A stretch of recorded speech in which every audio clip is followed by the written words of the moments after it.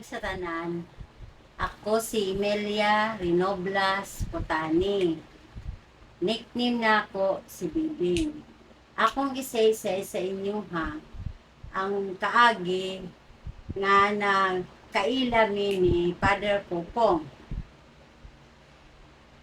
Ako, katong gamay pa ko, 9 years old pa ko, akong mama, nagdool kang Father Pupong para mangayo og tabang. Ngod kay ako, nagahigda sa igdaanan kay dili pa makatindog kumikan nga ako napusilan kauban ang akong papa ug akong kuya. Ako lang ang nakasurvive. Busa ang akong mama nakahukom og duol kay Father Pupong para mangayo og tabang.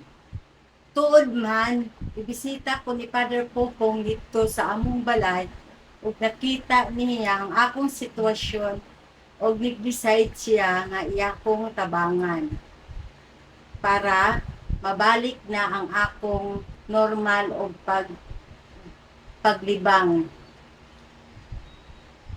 Idala ko ni Father Pupong sa Iligan sa Mercy Hospital.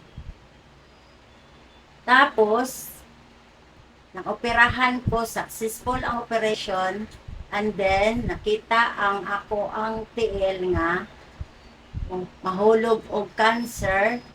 Ipaoperahan na po ko ni Father para usana ang pag-hospital sa ako. Pagka recover na ako, nag-uli min og balabagan, siya mismo ang nagakugo sa ako tungod kay ang ako tiil ibutangan man o fiberglass. Abi ninyo,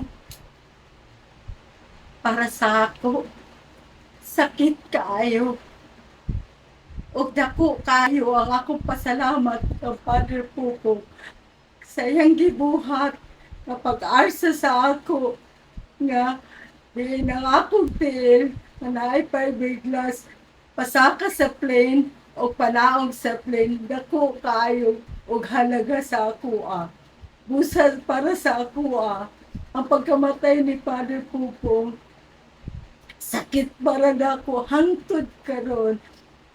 Mas kindugay na kayo ay tungod paghuman akong pa-hospital, iya kong gipa-eskwela og balik hangtod nga mag-eskwela kog college ang iyang ginikanan mo nagkasto sa ako tanan hangtod ako nisyo namno naa sila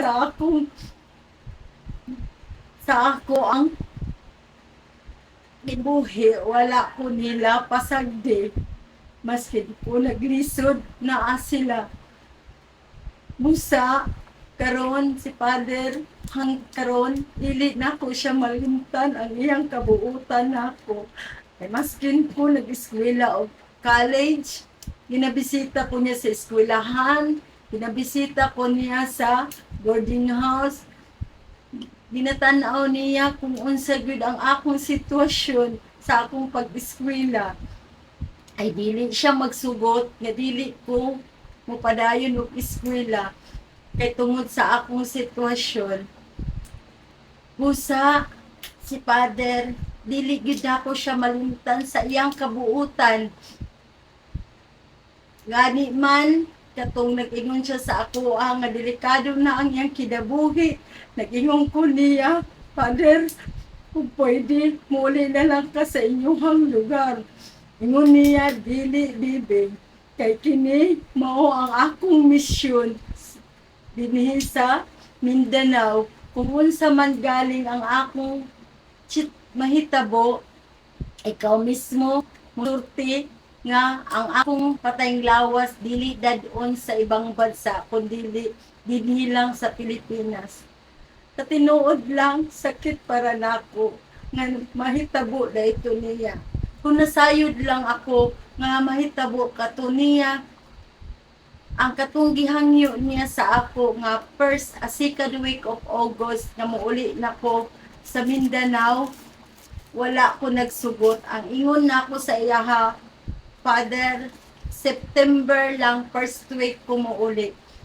Kay mo niya, bibing diri na ka mag-birthday sa August 26.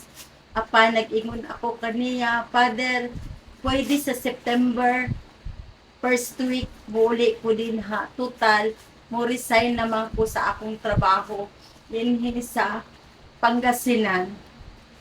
Katong nasayod ko nga si Father Hill, nangutaan ako sa kauban niyang pari, kung ahas yagi, dala nga hospital.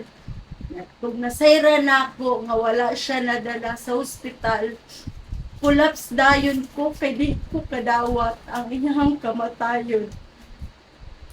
Sakit kaayo para nako kasi Father, ako siyang gituring nga akong ginikanan.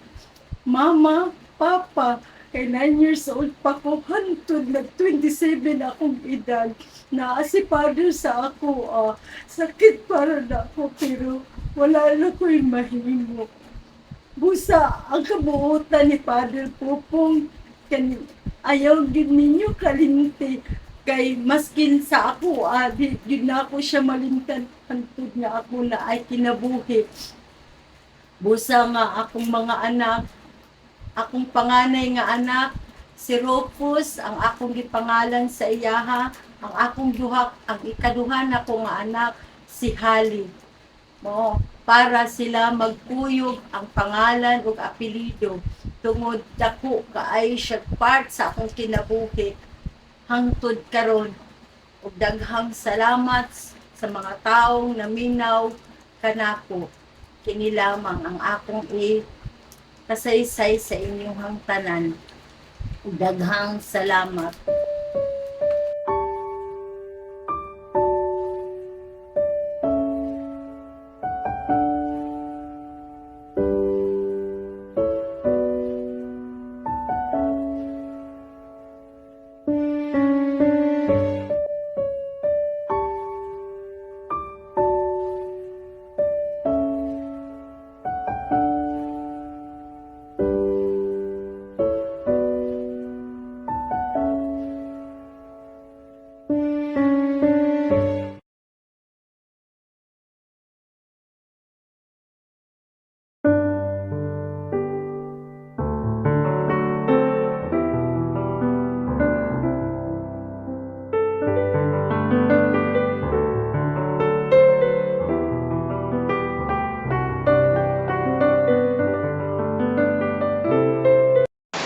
Family of our dear Father Pupong, to the Colomban priest, and to all his friends that have celebrated his life even after 25 years. On a personal level, I remember him in simple things, like whenever I arrange simple things and ordinary flowers in the vase that gave simple joys to me. But what he gave us is an extraordinary friendship that is stronger than death. Father Pupong had instilled in me the virtues of respect and acceptance. Even after his death, instead of the resentment and heartaches, a friendship blooms within the people I met of different culture and faith.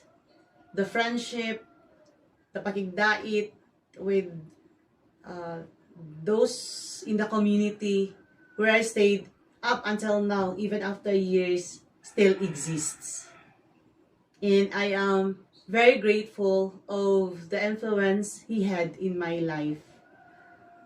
Even with the experiences that may, along the way, prevent me from getting closer to these people of different beliefs, but with, I think, the spirit of Father Pupong that lingers in my heart, give me the eagerness to coexist with my neighbor in Malabang, Lanao del Sur.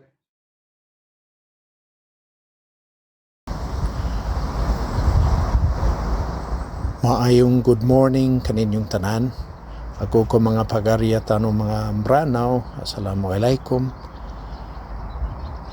Malipayon kaayo ko sa pagkadungog nga makasaulog kamong tanan diha alirong sa lubnganan ni Father Popong Hali.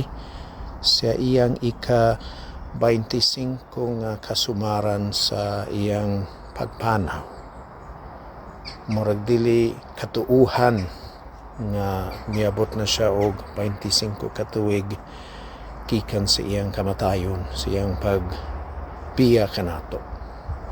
Apan sa pagingon ako siyang pagbiya kanato, wala gyud siya mo biya kanato. Nagpabilin gihapon ang iyang presensya, nag-uban kanato.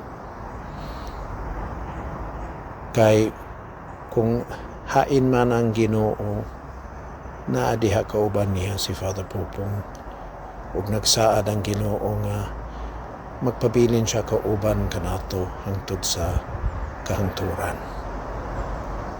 Unya, ang makalipay kaayo kang Father Popong karon, kung makahibaw siya nga atong gipadayon ang iyang gipaningkamutan sa tibok niyang kasing-kasing samtang diri pa siya sa kalibutan kauban nato.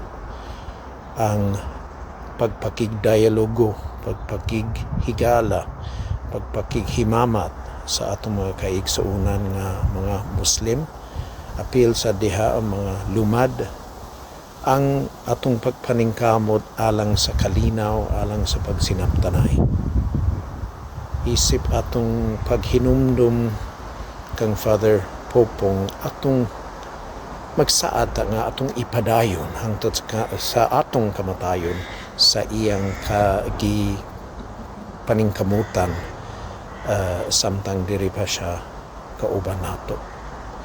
Gusto ko sa ngalan ni Father Kevin McHugh, sa ngalan ni Father Pat O'Donovan, sa ngalan sa tanang mga Kalumban, o sa ngalan sa mga Hali family, mga pamilya ni Father Popong, gusto ko magpasalamat kang Bishop Edwin Monsi sa imong pagpangulo ni ining importante kayo kasulugan atol sa anibersaryo, ika-25 nga anibersaryo ni Father Popong, o kaninyong tanan diha nga nagtapok.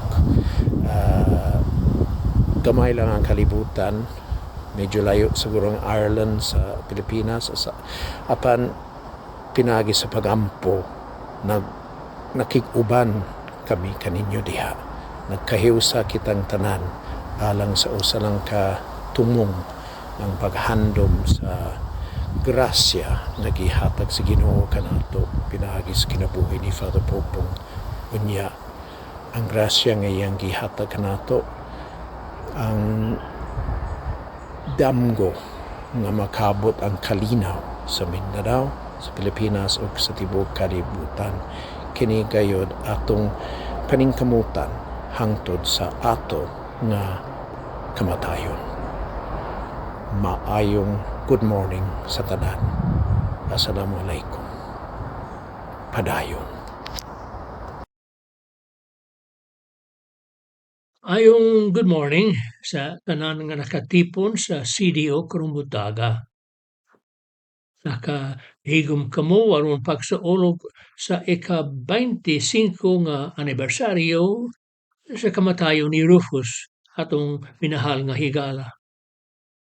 Adlaw ini sa pagsubok o adlaw sa pagsaulog sa atong lain-lain mga handumanan. Higayon kiniusap sa pagsaulog nga kita nakaila kaniya, naglihok uban kaniya, aron ang mga lumulupyo sa predatura sa Marawi, mga Muslim o mga Kristiyanos, makapuyo sa kalinaw o kauswagan. Magpadayon ako sa in English kay wala ako higayon din sa dalgan sa pag-iistorya sa Cebuano, busa kurang ako practice. I have no experience in making a video of myself talking, so pasyensya na lang.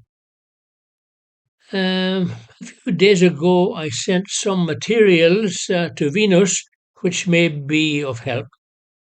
I hope you all will be able to read and reflect on the homily of Father Des at the memorial mass for Rufus that we had here in Dalgan on the day that is now known as 9/11.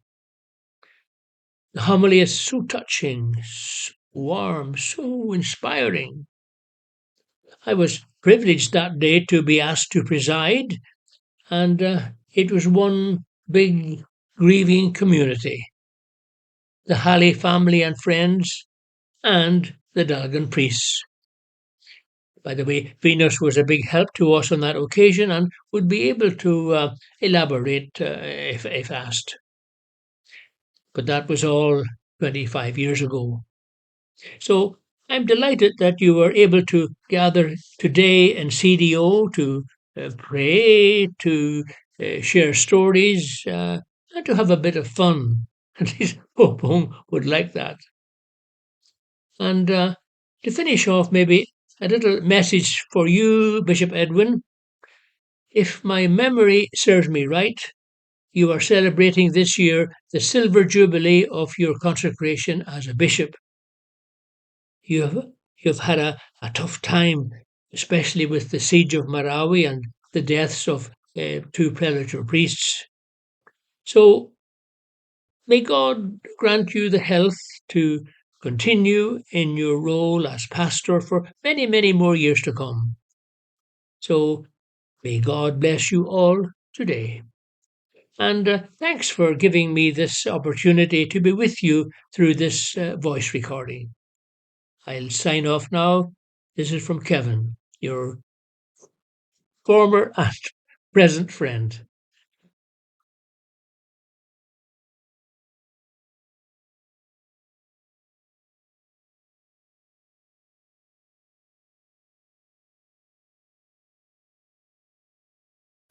Hi, Venus. Thank you for asking me to send a quick message to you and Rufus's friends to remember him on his anniversary. And it really is because of you and all of his friends that I got to know him. I obviously had never met him, but it was through your stories and your generosity and time that you gave me that I got to know the man and was therefore able to share his story with many, many other people through the recounting of his life in the book. He had such an impact on people. I mean, this is the most incredible part. Like 25 years later, he still has an impact on people. He impacted my life. He's impacted so many people's lives, and it is through his humble nature, I suppose, and his kindness and his love for humanity. And they're the things that still impact me every day and guide me. I mean, we're in a world where sometimes it's difficult, and I do think about Rufus quite a lot. And I think about all of you who are working on this mission, trying to bring communities together, trying to bring people together. And I have to say that I owe you my gratitude and my admiration. I'm going to try and keep this short. I just really wanted to comment on the courage that Rufus had throughout his life, because even though he knew that he was involved in dangerous work and he knew that it wasn't easy, he did it anyway because it was the right thing to do. And that really came across through all his friends. That's my dog there barking. And the other thing that the other big takeaway, I suppose, was the power of prayer and his faith. And, you know, I suppose it really impacted me and rekindled my own faith and power, belief in the power of prayer. And I'm with you now, thinking of you all, praying with you, and sending you my love and my gratitude for all the time we spent together. And I hope we meet again someday.